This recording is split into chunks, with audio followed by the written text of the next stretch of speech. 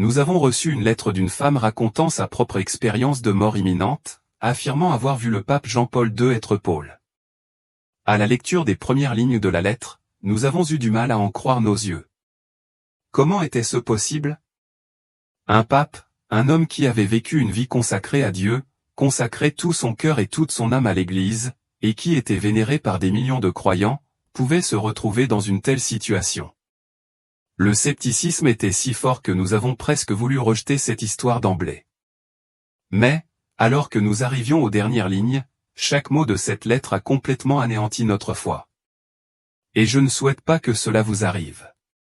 Cependant, la vérité, aussi douloureuse soit-elle, demeure le flambeau qui éclaire le chemin que nous avons choisi. Notre mission ne nous permet pas de l'éviter ou de nous en détourner, car nous existons pour faire jaillir la lumière de la vérité, même si cette lumière fait trembler le cœur. Je vous invite donc sincèrement à suivre ce récit jusqu'au bout, le cœur ouvert et l'âme à l'écoute. Ce n'est pas une simple histoire. C'est un message profond, un deuil solennel du Tout-Puissant. Et surtout, un appel sincère à chacun de nous à réfléchir sur soi-même, à purifier son cœur et à trouver le chemin de la lumière avant qu'il ne soit trop tard. Avant de commencer, laissez un commentaire ci-dessous avec « Amen », votre nom et votre ville afin que nous puissions prier pour vous. À ceux qui nous soutiennent par de grands remerciements, nous sommes profondément reconnaissants pour vos prières et votre justice, et nous sommes convaincus que Dieu les voit et bénira abondamment vos dons. Il ne s'agit pas seulement de soutenir une chaîne. C'est une façon pour vous d'intégrer dans votre vie un acte d'obéissance et de faire un pas dans le plan divin. N'oubliez pas que Dieu n'oublie jamais aucun acte accompli en son nom. Et n'oubliez pas de vous abonner pour que nous puissions continuer à répandre la vérité en ces temps de la fin. Écoutons maintenant le témoignage de cette femme. Je m'appelle Sœur Anna Williams et je viens du cœur vibrant de la République du Kenya, où le soleil teint la savane de teintes dorées et où l'air vibre au rythme de la vie. Je suis l'épouse de M.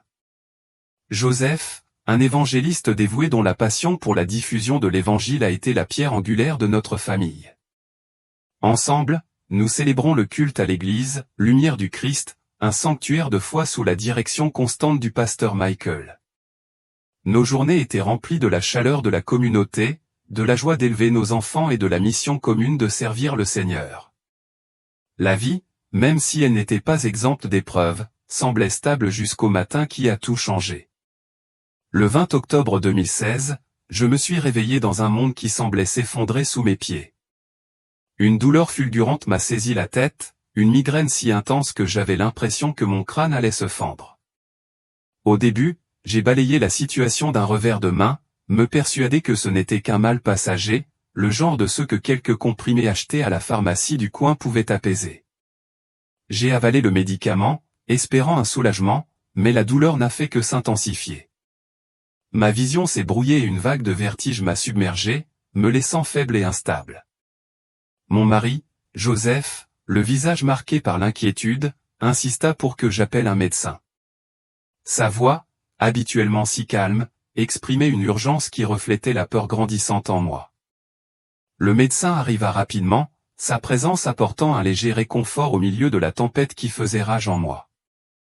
Il me fit une piqûre pour atténuer la douleur et ordonna une transfusion sanguine, soupçonnant quelque chose de plus sinistre qu'un simple mal de tête.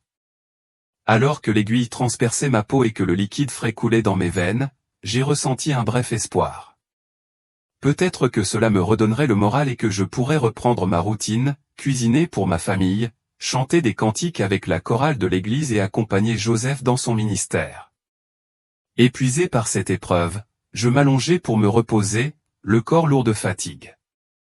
Le sommeil vint rapidement, m'enveloppant de son étreinte. Mais ce qui se passa ensuite défia toute compréhension terrestre. Tandis que je sombrais dans le silence du sommeil, une étrange sensation me saisit.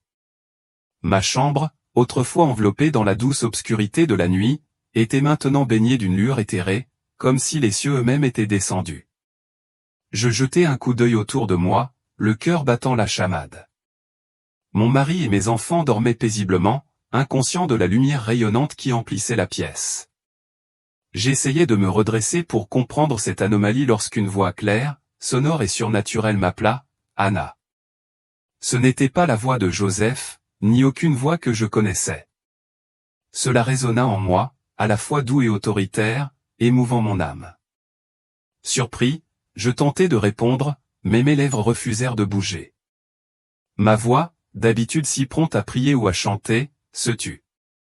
Joseph s'agita, sentant ma détresse.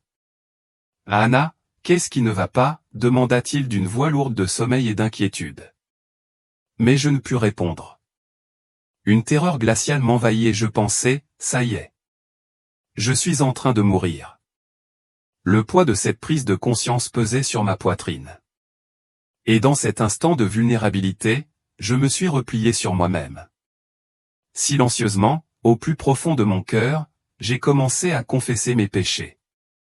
Chaque faux pas, chaque moment de faiblesse, des jalousies passagères de l'enfance aux doutes inexprimés de l'âge adulte, je les déposais devant Dieu, implorant son pardon, tandis que je me préparais à ce que je croyais être la fin.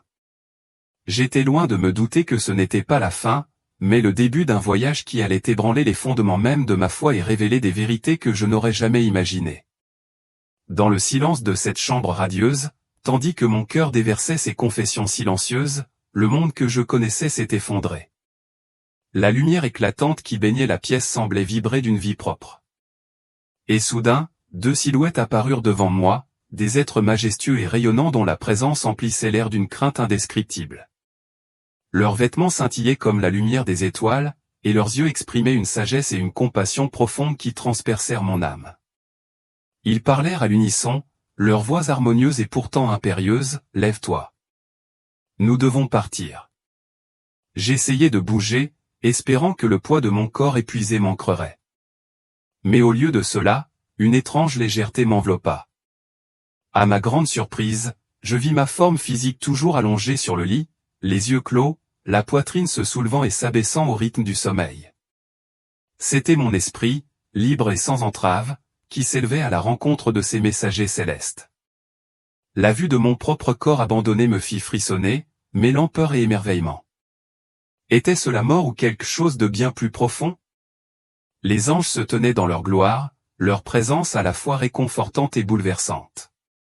Instinctivement, je fis demi-tour et m'enfuis, mon esprit s'élançant à une vitesse que je n'avais jamais connue. Le monde autour de moi se brouillait. Plus de murs, plus de limites, juste une étendue infinie de lumière et de mouvement. Je courais sans me fatiguer, le cœur battant, non pas à cause de l'effort, mais de l'euphorie pure de cette liberté inédite. Où allais-je? Je l'ignorais encore. L'envie de bouger me consumait. Puis une voix retentit dans l'immensité, profonde et résonnante, secouant jusqu'à la moelle de mon être. Je m'arrêtai aussitôt, l'esprit tremblant tandis que je me retournais pour trouver la source. L'espace autour de moi était vide, mais l'air vibrait d'impatience. Lentement, une silhouette descendit d'en haut, enveloppée d'une gloire si radieuse qu'on aurait dit que le soleil lui-même avait pris forme. C'était le Seigneur Jésus-Christ, sa présence à la fois majestueuse et tendre. Il s'avança vers moi et, tandis que sa main se posait doucement sur mon épaule, une chaleur inouïe me parcourut. Son visage était caché par une lumière intense, un voile d'éclat divin qui dissimulait ses traits à mon regard mortel. Je restai en sa présence, muette. Mon âme se dévoila devant celui qui me connaissait parfaitement. L'éclat de sa présence s'estompa, et je me retrouvai debout dans une étendue aride, un paysage désolé qui s'étendait à l'infini dans toutes les directions. Aucun arbre ne se balançait au vent, aucune maison ne parsemait l'horizon, aucun signe de vie ne brisait le vide aride. C'était un désert de l'âme, vaste et silencieux, où le poids de l'éternité pesait sur mon cœur. Jésus, toujours radieux, mais désormais présent comme guide à mes côtés, me guida jusqu'à un carrefour qui coupait la désolation en deux. Devant moi s'étendaient deux chemins, radicalement différents l'un de l'autre. À gauche, une large route tentaculaire s'étendait à perte de vue, grouillante de milliers de personnes se déplaçant à l'unisson. Leur vision était saisissante. Hommes et femmes vêtus de tenues modestes, sans ornements comme des bagues ou des bracelets. Les femmes portaient de longues jupes, la tête couverte d'un foulard, et parmi elles se trouvaient des jeunes gens et des hommes qui se tenaient avec l'allure de chefs spirituels. Certains chantaient des hymnes qui résonnaient avec ferveur, leur voix s'élevant en louange. D'autres priaient en langue, leurs paroles débordant de ferveur et de dévotion. Ils avançaient résolument, une multitude unie dans leur cheminement. À droite, un étroit sentier serpentait au loin, sa surface rugueuse, accidentée et peu engageante. Il était étrangement silencieux, vide de tout voyageur. Pas une seule âme ne suivait son cours solitaire. J'observais la foule sur la large route, leur piété si familière, si proche de la foi que j'avais connue dans ma propre vie. Ce sont mes gens, pensais-je, le cœur palpitant de reconnaissance. Ce sont des chrétiens comme moi. Sans hésiter, je m'engageai sur la large route, me joignant à la foule. Mon esprit était vivifié par leurs chants et leurs prières. Mais j'avais à peine fait quelques pas qu'une voix puissante et retentissante déchira les cieux. « Sors d'ici !» L'ordre me secoua et je figeai mon esprit. Qui pouvait me reconnaître dans cet endroit étrange? Avant que je puisse réfléchir davantage, une force invisible, douce mais inflexible, me saisit, me soulevant de la foule et me ramenant au carrefour. Mon cœur battait fort tandis que je me tenais de nouveau à ce carrefour, la large route n'étant plus qu'un murmure de voix lointaines. Jésus est apparu devant moi, sa présence à la fois réconfortante et réprimande. Sa voix, bien que douce, portait le poids des vérités éternelles. « Tous ces gens sont chrétiens », a-t-il dit, ces paroles transperçant mon âme, mais ils ne se sont pas purifiés. Ils vont à l'église, s'habillent différemment du monde, mais leur cœur est rempli de mensonges, de fornication, de haine et d'hypocrisie. Ils sont sur le grand chemin de l'enfer. Leurs bouches me professent, mais leurs cœurs sont loin de moi. Je restais là, stupéfait, la vérité s'installant sur moi comme un lourd manteau. La multitude à laquelle je m'étais si ardemment joint, ceux qui semblaient si pieux, marchaient sur un chemin qui les menait à la destruction. Le chemin étroit, solitaire et inexploré, m'appelait silencieusement, un rappel brutal du prix de la véritable dévotion. À cet instant, j'ai compris que la foi ne résidait pas dans les apparences ou les foules, mais dans la pureté silencieuse et invisible du cœur. Le poids des paroles du Seigneur planait encore dans l'air, rappel édifiant de la tromperie qui obscurcissait les voyageurs des grandes routes. Le carrefour désolé, avec son étroit chemin silencieux et sa large avenue animée, disparut de ma vue lorsque Jésus se tourna vers moi, sa présence comme un phare dans l'étendue aride. Sa voix, ferme et impérieuse, rompit le silence. « Tiens-toi là, dit-il, et vois ce que je vais te montrer. » Je me calmai, l'esprit tremblant d'impatience, incertain de la révélation qui m'attendait, mais certain qu'elle allait me bouleverser profondément. Sous mes yeux, la scène changea comme si un voile s'était levé sur le monde spirituel. Le désert laissait place à un vaste champ, vibrant et grouillant d'activité. Des hommes en uniforme coloré sillonnaient l'herbe, leurs mouvements rapides et entraînés, frappant les ballons avec précision. Certains s'entraînaient, la sueur perlant sur leur front, tandis que d'autres se tenaient fièrement, touchant des ballons comme des trophées. L'air vibrait de l'énergie d'un stade, bien qu'aucune tribune ni foule ne fût visible. C'était une scène si familière, si ancrée dans mon univers que, l'espace d'un instant, j'ai ressenti une pointe de nostalgie pour les matchs animés que j'avais suivis avec mes amis et ma famille au Kenya. Mais le regard du Seigneur était inébranlable, et sa voix transperça mes pensées comme une lame. « Regardez bien, dit-il, car ces footballeurs et leurs supporters, dont l'âme est consumée par ce jeu, marchent vers la destruction. Aucun homme ni aucune femme qui donne son cœur aux équipes de football n'entrera au royaume des cieux. » Je me suis figé. Ce mot m'a frappé comme un éclair. Le football, un sport célébré dans les villages et les villes, source de joie et d'unité, était qualifié de porte vers l'enfer. Mon esprit tournait, peinant à concilier la déclaration du Seigneur avec l'innocence que j'avais toujours associée au jeu. Sentant ma confusion, Jésus tendit la main, et la scène devant moi se transforma. Le terrain vibrant disparut, remplacé par une arène sombre, surnaturelle. Les joueurs n'étaient plus des hommes, mais des silhouettes spectrales, leur forme déformée et sinistre. Le ballon qu'ils frappaient n'était pas un ballon du tout. C'était un crâne humain qui roulait de façon grotesque sur le sol à chaque coup. L'air s'épaississait d'une obscurité oppressante, et je sentis un frisson s'infiltrer dans mon esprit. Dans le monde des esprits, dit Jésus d'une voix lourde de chagrin. On joue au football avec les âmes des perdus. Ce n'est pas un simple sport, mais une institution satanique conçue pour captiver les cœurs et les détourner de moi. Il m'a conduit plus près et j'ai vu cette présence majestueuse et maléfique, dominant le terrain. Sa silhouette était enveloppée d'ombre, mais ses yeux brûlaient d'une intelligence cruelle. C'était la puissance démoniaque derrière le football. Un esprit vénéré sans le savoir par les joueurs, les équipes et les supporters. J'ai regardé avec horreur une foule spectrale acclamer, leur voix s'élevant dans un chant qui semblait interminable, mais qui riait de la servitude. Ils honorent cet esprit, a dit Jésus, par chaque acclamation, chaque obsession, chaque instant qu'ils lui consacrent. Ce match. Ils se croient de simples supporters, mais ils vénèrent une force qui les mène à la ruine éternelle.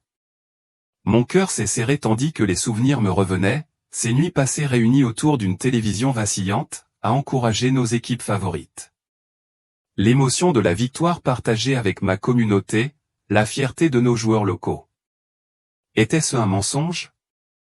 Je pensais aux enfants de mon village qui tapaient dans des ballons improvisés, rêvant de devenir des stars. Étaient-ils eux aussi pris au piège? Les paroles du Seigneur étaient sans concession, mais son ton exprimait non pas la colère, mais un amour profond et douloureux pour ceux qui étaient pris au piège. L'ennemi utilise ce qui semble inoffensif pour aveugler mon peuple, dit-il. Mais je t'ai appelé pour voir la vérité, afin que tu puisses les avertir. La vision s'estompa et nous nous retrouvâmes dans le silence du désert. Le poids de cette révélation pesait sur moi. Le football, pierre angulaire de tant de vie, était démasqué comme un outil de tromperie, son attrait masquant une sinistre réalité. Je sentais naître en moi une détermination, celle de transmettre cet avertissement à mon monde, de libérer les autres de l'emprise de ce jeu avant qu'il ne les entraîne sur le chemin de la perdition. La révélation brutale des dessous obscurs du terrain de football persistait dans mon esprit. Une lourde vérité qui jetait une ombre sur les joies qui m'étaient autrefois chères. Mais avant que je puisse pleinement en saisir le poids, Jésus se tourna vers moi, sa présence telle une encre radieuse dans l'étendue désolée. « Viens, dit-il, sa voix douce et invitante qui bouleversa mon âme. Suis-moi et vois ce qui se trouve au-delà. » D'un geste de la main, le désert aride se dissout et une vague de lumière nous enveloppa, m'emportant vers une destination que j'avais du mal à saisir. Alors que la lumière déclinait, je me retrouvai devant un spectacle à couper le souffle. Dominant ma silhouette, une porte magnifique brillait d'un éclat qui semblait tissé d'or pur et de perles.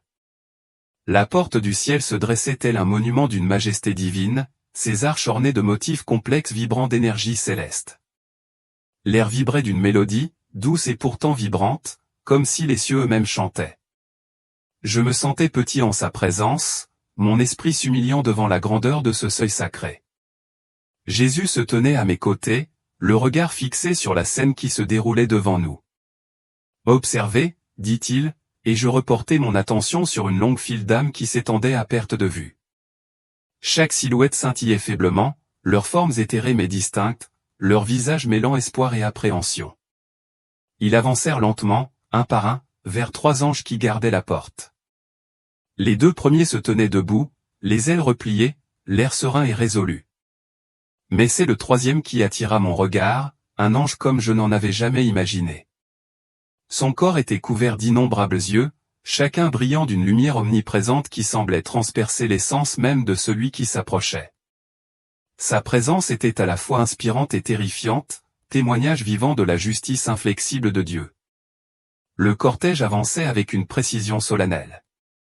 Chaque âme s'avançait pour faire face à l'ange aux yeux innombrables. Et j'observais, fasciné, le déroulement du jugement. Pour certains, la tête de l'ange inclinait doucement la tête, une approbation silencieuse qui ouvrait la porte. Un éclat de lumière enveloppait l'âme, et il la traversait, leur forme se dissolvant dans la gloire radieuse au-delà. Mais pour d'autres, la tête de l'ange secouait en signe de refus, une émotion si subtile et pourtant définitive. En un instant, une puissante tornade éclatait, saisissant l'âme indigne avec une force qui secouait l'air. Leurs cris perçants, désespérés, résonnèrent tandis qu'ils étaient emportés, leur voix s'estompant en un écho obsédant qui persistait dans le silence. Je frissonnai, se sont rappelant brutalement les conséquences éternelles d'une vie trompée. Ce jour-là, le signal semblait interminable. Pourtant, une seule âme franchit le seuil. Une femme, douce et discrète, s'approcha de l'ange. Sa tenue était simple, sa tête modestement couverte, et une aura de paix l'enveloppait. Les yeux de l'ange la scrutèrent et, d'un hochement de tête, il lui témoigna sa dignité. La porte s'ouvrit et, lorsqu'elle franchit le seuil, un chœur de voix angéliques éclata en jubilation. Les cieux eux-mêmes semblèrent se réjouir. Ils chantèrent une cascade de louanges qui emplit mon cœur de joie et de désir. Je l'observais, fasciné, disparaître dans la lumière, son voyage achevé. Jésus se tourna vers moi, sa voix douce mais chargée de sens. La vie de cette femme témoignait de ma vérité. Elle était toujours en prière, son cœur en paix avec tous. Elle aimait sans condition. Sa tendresse reflétait mon amour. Sa modestie n'était pas une simple apparence, mais le reflet d'un cœur dévoué à moi, ne cherchant jamais à attirer l'attention. Ses paroles dressaient le portrait d'une vie entièrement abandonnée, et j'ai ressenti une pointe de conviction. Combien de fois avais-je? J'ai hésité, mes prières sporadiques, mon amour tempéré par de fugaces frustrations. La célébration à la porte s'est estompée, et la file d'attente a continué, âme après âme confrontée au jugement.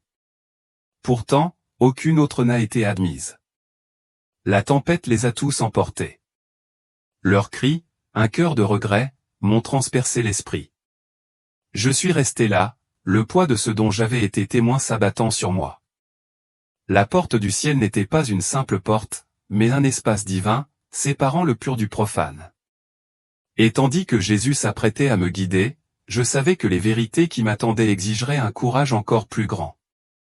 La splendeur radieuse de la porte du ciel, avec ses anges en liesse et le triomphe de la femme solitaire, s'estompa comme un rêve lointain tandis que Jésus m'invitait à avancer.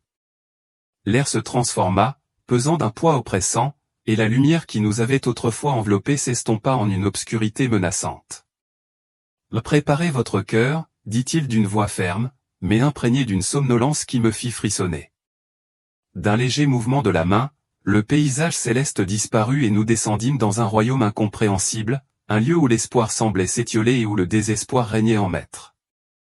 La transition fut abrupte, comme si le tissu même de l'existence s'était déchiré pour révéler l'abîme. Le sol sous mes pieds était instable, brûlé et déchiqueté, irradiant une chaleur qui s'infiltrait en moi. L'air était lourd, étouffé par l'âcre odeur du soufre et les cris d'angoisse d'innombrables âmes. Mon cœur battait fort, chaque battement résonnant dans l'obscurité caverneuse qui s'étendait à perte de vue. L'enfer se déployait dans toute sa terreur, un paysage de tourments où les ombres dansaient dans la lueur vacillante de flammes invisibles. J'avais envie de faire demi-tour, de fuir vers la sécurité de la lumière. Mais la présence de Jésus à mes côtés était une ancre, me poussant à affronter ce qui m'attendait. À mesure que nous nous enfoncions, les cris s'intensifiaient, une cacophonie de souffrance qui me déchirait l'âme. Mes yeux peinaient à s'habituer à la pénombre.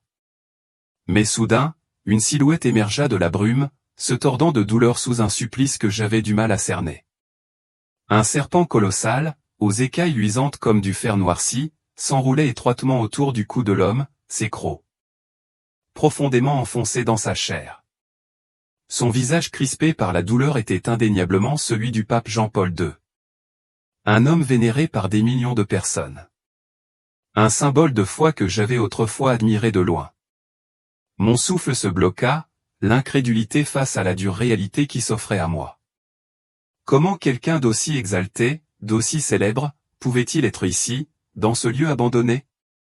Le serpent resserra son étreinte, et ses cris transpercèrent l'air, telle une baleine obsédante qui résonnait contre les murs invisibles. Je restai figé, l'esprit vacillant tandis que les souvenirs des bénédictions papales télévisées et de l'adoration universelle me revenaient en mémoire.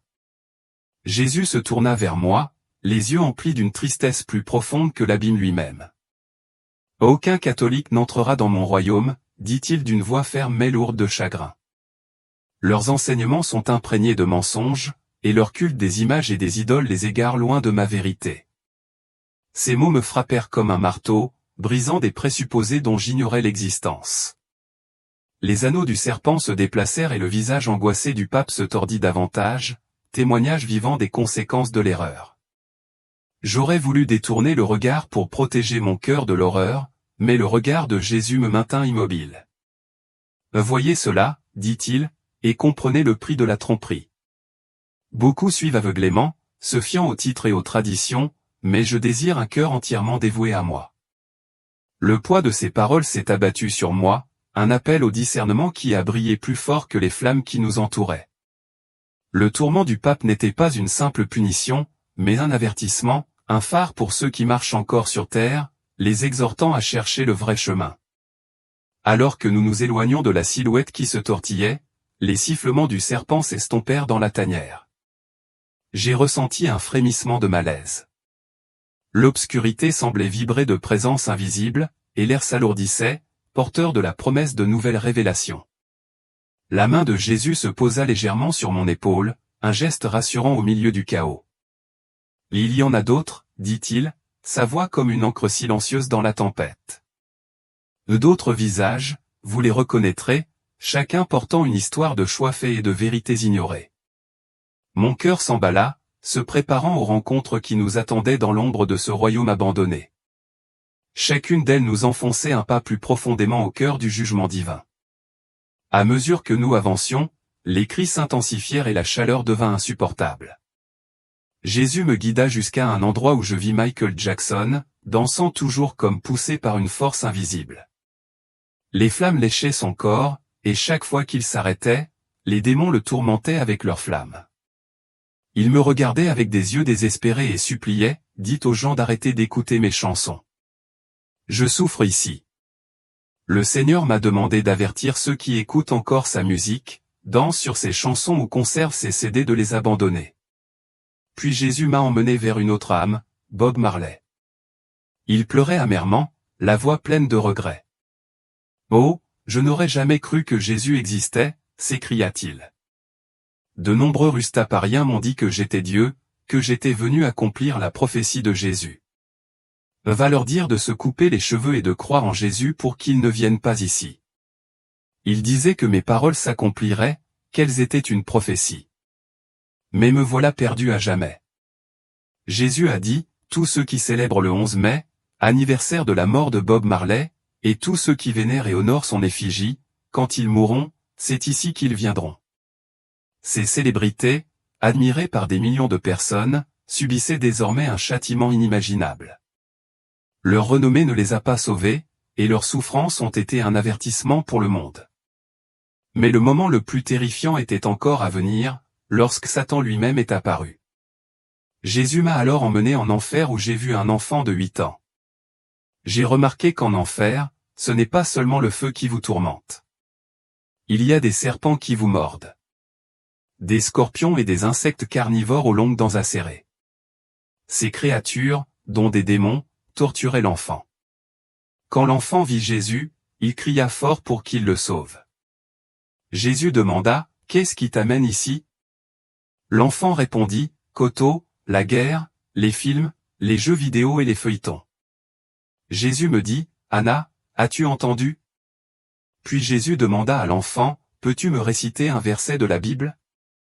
L'enfant répondit, « Je n'en connais aucun. » Jésus demanda, « Raconte-moi ce que tu regardais à la télévision. » L'enfant commença à parler de tous les dessins animés, des films de guerre et des feuilletons.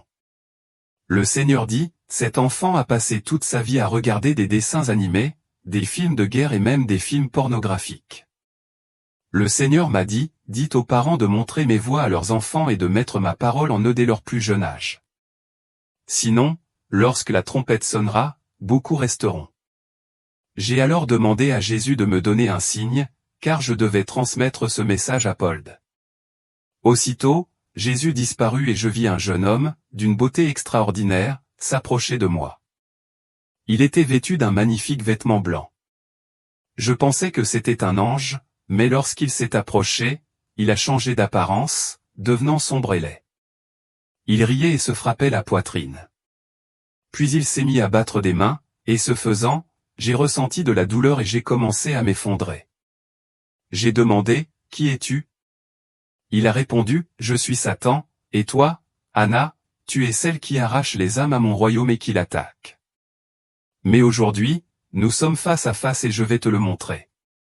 Le diable se frappait la poitrine et se vantait en disant, j'ai réussi à prendre le contrôle de la plupart des églises de la terre. J'ai incité les membres des églises à commérage et à se trahir. J'ai incité les gens à murmurer et à se plaindre les uns des autres. Je suis responsable de tout cela. Le diable riait. J'ai pris le contrôle de la musique et des danses pratiquées dans de nombreuses églises. Ces danses et cette musique m'appartiennent. J'ai semé l'immoralité dans les chorales et les groupes musicaux. Ils sont corrompus. Je suis responsable de tout cela. Le diable a poursuivi, j'ai semé la discorde et les disputes entre les membres des églises. J'ai envoyé mes agents dans toutes les églises de la terre. J'ai supprimé et anéanti la sainteté dans de nombreuses églises, la remplaçant par le péché et la fornication. J'ai incité des pasteurs à répudier leurs femmes et à épouser des étrangères qui sont mes agents.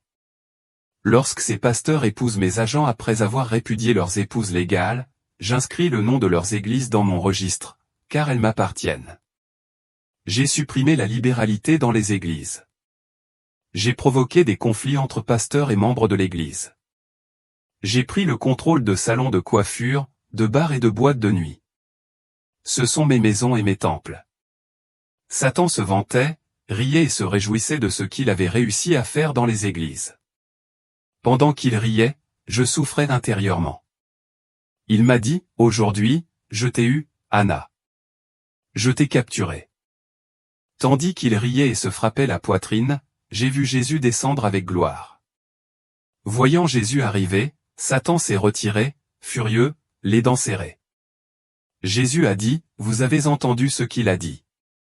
Ce sont ces églises qui se concentrent sur les miracles et les manifestations, et non sur la parole. Elles sont séduites par le diable. Pendant que Jésus me parlait, le diable se tenait à distance et observait. Jésus dit, il n'a aucun pouvoir. Tu dois exercer ton autorité sur lui en mon nom. Alors je dis, au nom de Jésus-Christ. Et le diable s'effondra. Jésus dit, partout où tu vas prêcher, s'il s'oppose à toi, utilise simplement mon nom et il tombera comme ça, car il n'a aucun pouvoir. Jésus a ensuite dit que le diable se servait du mariage pour emmener les âmes en enfer. Le Seigneur a dit, toute femme dont le salaire n'a pas été entièrement payé et qui vit avec un homme et donne naissance à des enfants manquera l'enlèvement, car c'est de la fornication. Les hommes doivent payer le salaire à la famille, sinon ils sont fornicateurs. Le Seigneur m'a alors conduit chez une femme nommée Christine, qui portait une longue croix au cou. Elle était catholique. Elle m'a dit, je ne savais pas. Je pensais que l'Église catholique était une bonne chose. Jésus a dit, allez dire aux catholiques que je ne suis plus sur la croix, mais ils continuent de me crucifier et que je ne suis pas une statue. Ils fabriquent des images qui me représentent. Dites-leur qu'ils adorent l'Antéchrist. Jésus a dit, beaucoup d'entre eux attendent une bénédiction de la soi-disant eau bénite.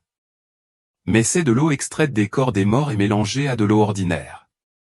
Il dit, le catholicisme est en alliance avec l'esprit de mort. Les horreurs de l'enfer et l'éclat du ciel s'estompèrent tandis qu'une douce lumière m'enveloppait. Je sentis mon esprit revenir, le poids de mon corps revenir à mon réveil dans ma chambre. Les bruits familiers de ma maison me rassurèrent. Les dernières paroles de Jésus résonnèrent dans mon cœur. Va avertir mon peuple. Animé d'une mission intérieure, je me suis levé, déterminé à partager les vérités que j'avais vues pour appeler le monde à la repentance et à un cœur pur avant qu'il ne soit trop tard. La lettre de sœur Anna Williams a pris fin. Cependant, la vérité, aussi douloureuse soit-elle, reste le flambeau qui éclaire le chemin que nous avons choisi. Mais à la fin d'une histoire, une autre commence, une histoire qui remet en question même les croyances les plus solides. Et si ce que nous croyions sacré et inattaquable se révélait être une révélation bouleversante? Et si les chefs spirituels en qui nous avions confiance n'étaient pas là où nous les attendions? Pour la plupart des catholiques, la croyance que les papes vont au ciel est presque incontestable. Ils sont perçus comme des hommes qui ont vécu fidèlement pour Dieu, ont dirigé son Église et ont consacré leur vie entière à la foi. Mais que se passerait-il si cette croyance, si profondément ancrée dans le cœur de millions de personnes, était soudainement ébranlée? Ce récit nous vient d'une chercheuse qui étudiait le catholicisme. Pour elle, c'était purement académique jusqu'au jour où son cœur s'est arrêté. Au moment même où son âme quittait son corps, elle fut emportée dans les profondeurs les plus sombres de l'au-delà. Là, elle vit quelque chose qu'aucun catholique n'aurait imaginé, les souffrances du pape vénéré en enfer. Et puis vint le coup de grâce. Elle vit le pape François entraîné vers l'abîme. Pourquoi l'actuel chef de l'Église catholique apparaîtrait-il dans un lieu aussi terrifiant? Quelle vérité se cache derrière la robe blanche? Écoutez jusqu'au bout, car peut-être avez-vous été choisi pour voir ce que d'autres refusent d'affronter. Bienvenue dans Eternal Bible Stories, où de véritables expériences de mort imminente sont racontées pour éveiller la foi et illuminer l'âme. Si vous n'êtes pas encore abonné, abonnez-vous dès maintenant et laissez votre nom et la ville d'où vous regardez dans les commentaires pour que Dieu sache que vous êtes là et prêt à recevoir ses bénédictions. Écoutez attentivement son histoire. Je m'appelle Marie. Je vis avec mon mari et nos 2 enfants dans une petite maison tranquille nichée dans la banlieue de l'Ohio. Nous n'avons pas beaucoup de richesses, mais nous avons de l'amour. Et pour moi, cela a toujours été plus que suffisant. Nos journées se déroulaient simplement, remplies de routines familières, de rires et de la douce paix du quotidien.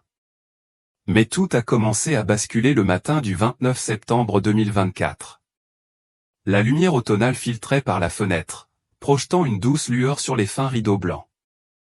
Mais dès que j'ouvris les yeux, je sentis que quelque chose clochait. Une douleur sourde me lança à la base du cou et se propagea lentement à mes tempes. Je fronçai les sourcils, me disant que c'était probablement la fatigue ou une mauvaise nuit de sommeil. C'était déjà arrivé plusieurs fois, alors je n'y prêtais plus attention. J'essayais de commencer ma journée comme d'habitude, préparer le petit déjeuner, consulter ma liste de courses et nourrir le chat. Mais la douleur s'intensifiait. Ma vision commençait à se brouiller, comme si une fine brume recouvrait tout.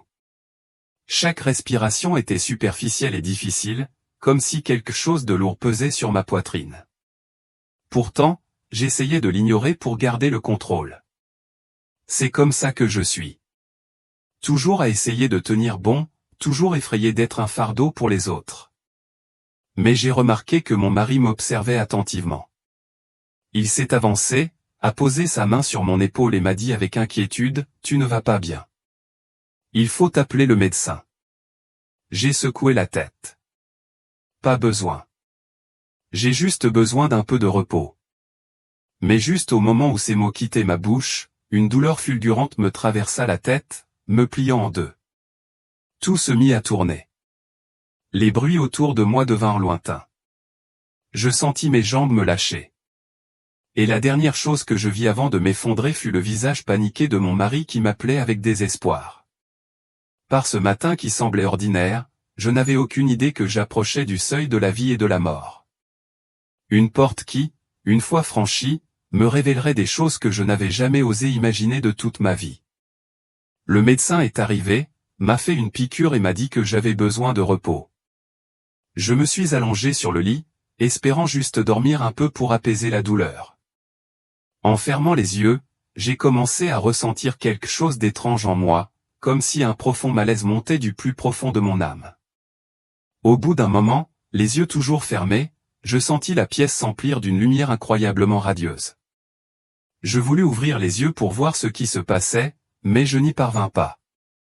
Comme si mon corps ne répondait plus à ma volonté, je réalisai alors quelque chose d'étonnant.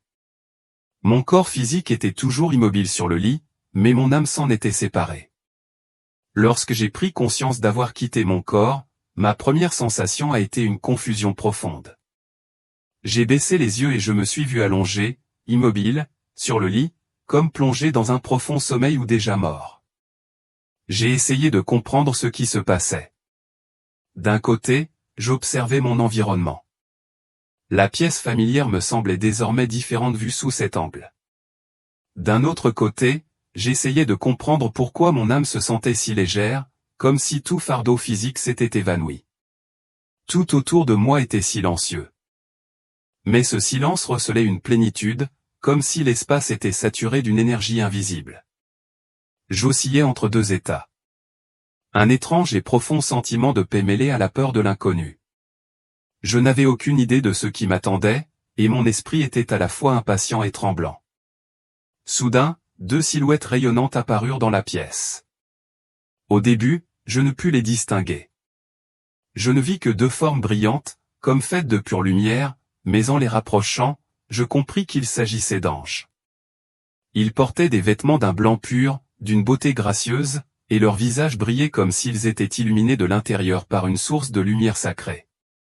Ils apparurent juste à côté de moi, m'observant attentivement, mais sans dire un mot. À cet instant, mon cœur fut submergé de questions. Que m'arrive-t-il? J'ignorais qui ils étaient ni pourquoi ils étaient là, mais leur présence me rendit à la fois curieuse et perplexe. L'un des deux anges s'approcha de moi et me dit d'une voix claire et rayonnante, « Marie, lève-toi. Il y a des endroits où nous devons aller. » Cette phrase résonna comme un commandement doux, mais plein d'autorité, pénétrant directement ma conscience. À cet instant, je n'éprouvais aucune envie de résister. Au contraire, un sentiment de confiance inattendu et profond s'éleva en moi, comme si je savais instinctivement que j'étais guidé par quelque chose de sacré et de sûr. Je me mis à les suivre, avançant avec une légèreté miraculeuse, ressentie seulement lorsque l'âme est libérée du poids du corps physique. Je ne marchais pas comme d'habitude. Au contraire, je glissais comme porté par un courant d'énergie invisible. Je ne savais pas où j'allais avec les anges. Le voyage semblait sans fin. Mais j'avais perdu toute notion du temps. Tout se déroulait dans un royaume au-delà des limites habituelles du monde matériel. Plus de minutes, plus de fatigue, seulement ma présence et la présence des anges qui me guidaient. Après un laps de temps incalculable, une immense porte noire apparut devant nous. Cette porte ne ressemblait à rien de ce que j'avais jamais vu de ma vie. Elle était si haute qu'elle semblait percer le ciel invisible, gravée de symboles anciens que je ne comprenais pas. Pourtant, ils évoquaient un sentiment à la fois sacré et menaçant. La surface de la porte n'était pas lisse. Elle bougeait lentement, presque imperceptiblement, comme si elle respirait. Chaque souffle exhalé portait une étrange odeur, à la fois brûlée et glacée, comme si elle était le point de rencontre du feu et du gel, de la vie et de la mort. Un frisson glacial me parcourut l'échine, et la peur commença à m'envahir. Ce n'était pas une peur ordinaire, mais un profond avertissement, si je franchissais cette porte, je serais témoin de choses que je ne pourrais jamais oublier. Mais lorsque je regardais les anges, leurs yeux calmes et doux apaisèrent ma peur. Leurs ailes battirent un battement, envoyant une douce brise qui m'enveloppa de chaleur. Ils ne dirent rien, mais leur présence me réconforta, comme pour m'assurer que tout était sous contrôle. Puis l'un des anges s'avança, posa la main sur la porte, et à cet instant, tout changea. L'un des anges tendit la main et ouvrit lentement l'immense porte noire. À cet instant précis, un monde complètement différent apparut devant mes yeux. En entrant, une vague de chaleur intense m'a soudain fracassé le visage. L'air était si épais et suffocant qu'il me semblait presque impossible de respirer. Des flammes flamboyaient partout. Mais ce n'était pas le genre de flamme que j'avais connu. Chaque langue de feu semblait vivante, animée d'une conscience propre, créant une scène à la fois étrange et terrifiante. Les anges m'ont entraîné plus profondément dans l'enfer, et chaque pas me semblait graver une sensation indescriptible dans mon âme, un sentiment de désespoir éternel. Il n'y avait ni lumière, ni temps, ni attente d'un lendemain. Ici, tout était plongé dans une épaisse obscurité liquide, si noire qu'elle semblait presque tangible. L'air était lourd, brûlant comme de la cendre en fusion, et pourtant paradoxalement froid, s'infiltrant dans chaque recoin de la pensée comme des doigts invisibles étouffant la volonté. Tout autour de moi résonnaient des cris, pas tout à fait humains, mais des sons déformés, des gémissements et des hurlements si intenses que mon âme tremblait sous le choc. Je voyais des âmes brûler dans les flammes, non pas un feu physique comme sur terre, mais des flammes de regret, de nudité spirituelle. Elles se consumaient dans ce feu, ne mourant jamais, vivant seulement éternellement dans la douleur qu'elles avaient elles-mêmes endurée. J'ai vu des gens être entraînés dans des fosses profondes telles des bouches volcaniques, puis précipités dans des abîmes tourbillonnants, sans fond, sans fin. Ils tombaient à jamais, leurs cris résonnant et s'évanouissant dans l'obscurité. D'autres âmes étaient liées à de noirs piliers de feu où chaque souvenir pécheur de leur passé se déroulait comme un film en boucle. Chaque rediffusion provoquait une agonie plus profonde encore. J'ai vu une femme dont le corps entier semblait enveloppé de chaînes invisibles, dont les crochets de fer transperçaient profondément son âme. Chaque fois qu'elle tentait de se débattre, les chaînes se resserraient encore davantage, et des gémissements de profond remords s'échappaient de sa bouche. Les anges continuaient à marcher à mes côtés, leur lumière traçant un étroit sentier dans l'obscurité. L'un d'eux me parla d'une voix douce mais solennelle. Voici le dernier lieu pour ceux qui se sont délibérément détournés de la lumière. Ce n'est pas une punition divine. C'est la conséquence naturelle d'une âme qui l'a rejetée. J'ai regardé les âmes dans les yeux. Chacune portait une histoire, une blessure, une erreur irréversible. Certaines étaient à genoux, d'autres hurlaient, d'autres restaient silencieuses, les yeux écarquillés, face à elles-mêmes, face à un châtiment auquel elles ne pourraient jamais échapper. Et puis, à mesure que nous descendions, l'obscurité elle-même sembla se déplacer. Une nouvelle silhouette apparut au loin, grande, majestueuse, mais enveloppée de ténèbres. L'ange dit, « La première personne que vous verrez ici est quelqu'un autrefois connu du monde entier. » Alors que le visage apparaissait lentement, je retins mon souffle. À mesure que nous nous enfoncions au cœur de l'enfer, le tourment environnant s'intensifia, les cris se mêlant les uns aux autres. L'odeur de chair brûlée emplissait l'air, et l'obscurité infinie s'infiltrait jusqu'à moi. En m'approchant, une silhouette particulière attira mon attention. Une âme agenouillée au sol, les mains sur le visage, pleurant et souffrant sans fin. En m'approchant, je reconnus qui c'était, le pape Jean-Paul II. Il pleurait, et les larmes d'un pape coulaient sans fin. Mais ce n'était pas seulement la douleur physique qui le tourmentait.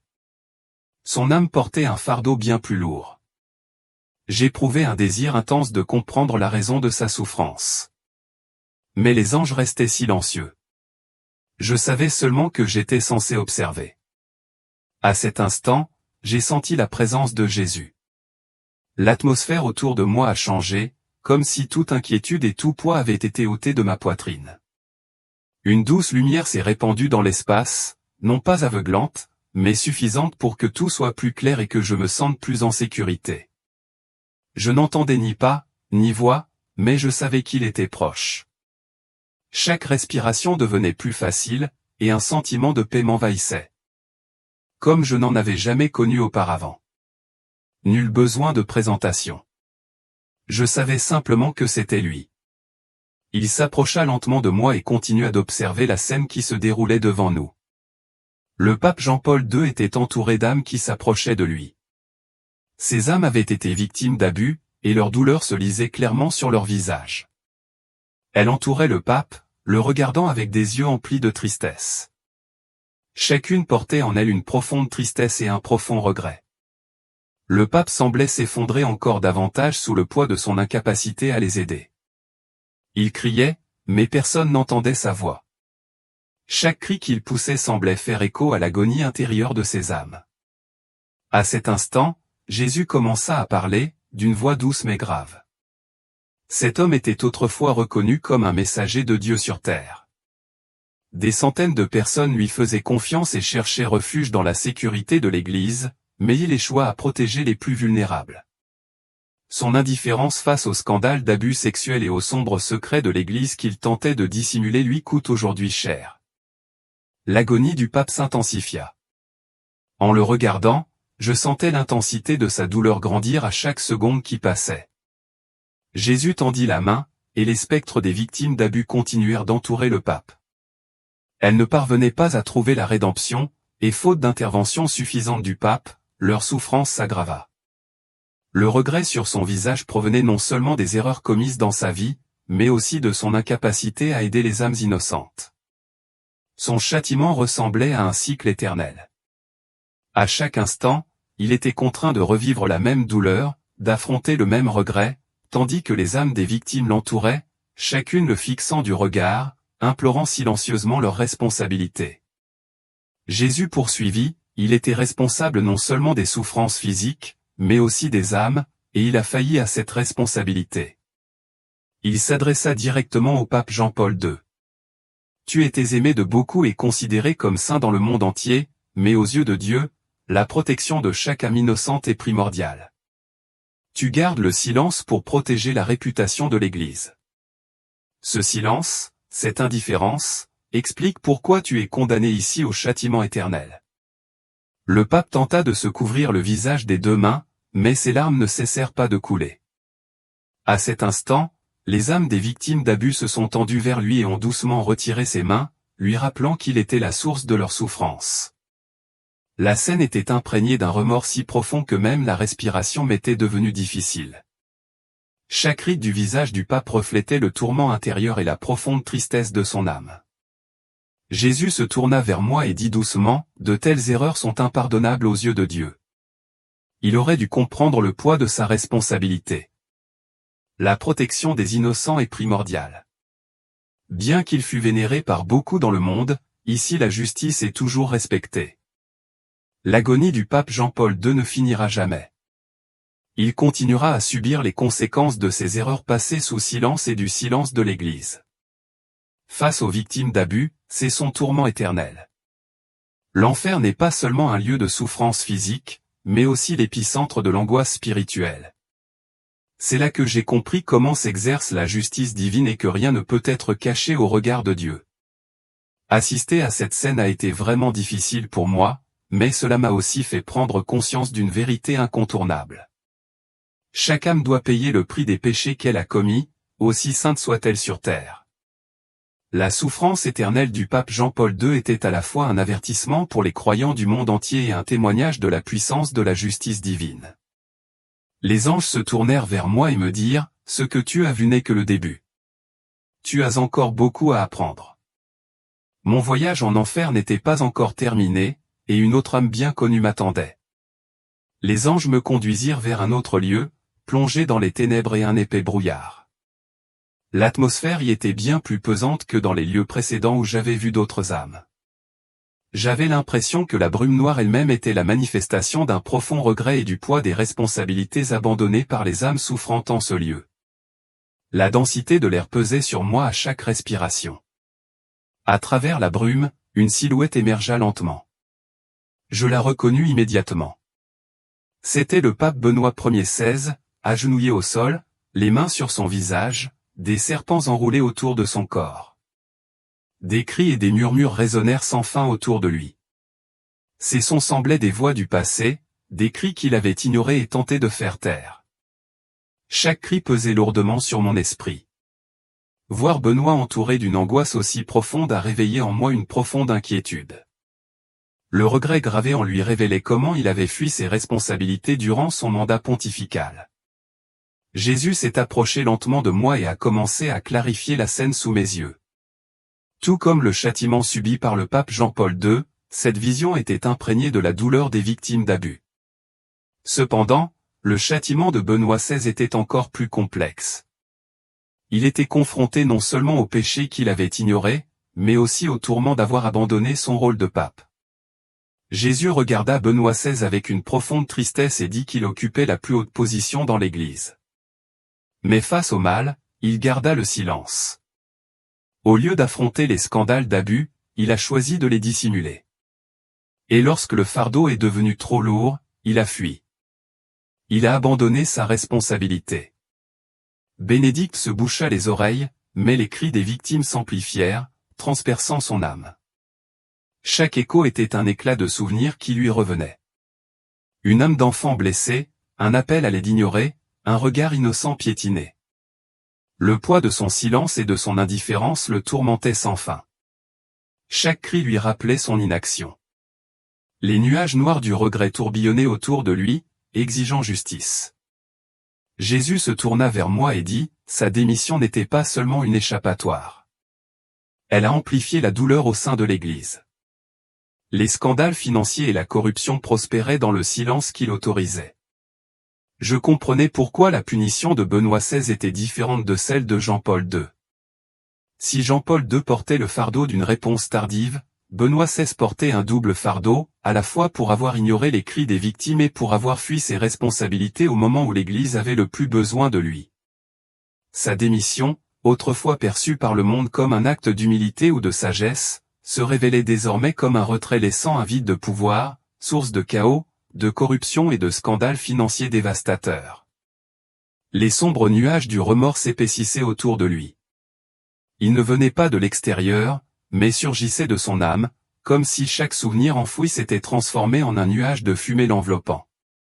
Je le voyais trembler, non pas de froid, mais parce qu'il savait que plus rien ne pouvait être caché.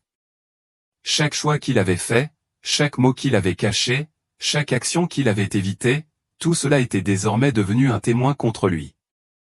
Et quand je me suis tourné vers Jésus, je n'ai pas vu de colère en lui, mais une profonde tristesse. Une tristesse pour une âme qui avait autrefois eu l'occasion de glorifier Dieu, mais qui avait choisi le silence face aux ténèbres. Nous avons continué à descendre plus profondément dans l'enfer.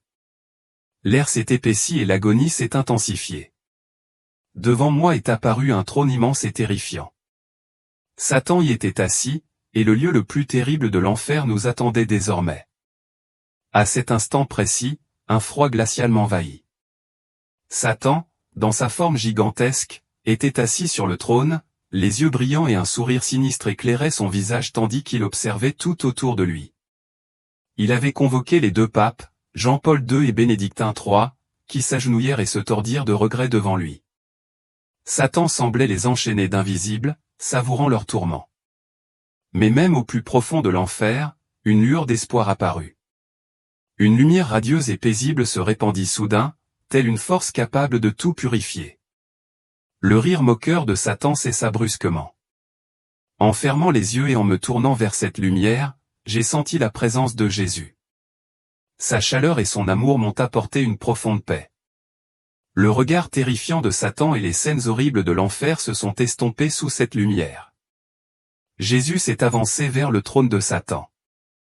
À cet instant, l'orgueil de Satan a semblé s'estomper. Même la présence de Jésus le faisait trembler. Jésus se tourna vers moi et me dit doucement, « Marie, ce que tu as vu est la vérité, mais tu dois aussi en tirer la leçon. » Il tendit la main vers le pape Benoît XVI et Jean-Paul II. Tous deux tremblèrent légèrement en relevant la tête. La présence de Jésus rendait visible la profondeur de leur remords. Il se pencha vers eux et leur parla doucement mais fermement. « Vous étiez autrefois les dirigeants de l'Église, mais vous avez commis de graves erreurs. Votre silence et votre fuite face à vos responsabilités ont causé un grand tort à la maison de Dieu. Vous avez manqué à votre vocation et vous en ressentez maintenant tout le poids. » Puis Jésus murmura un verset de Luc 17h22.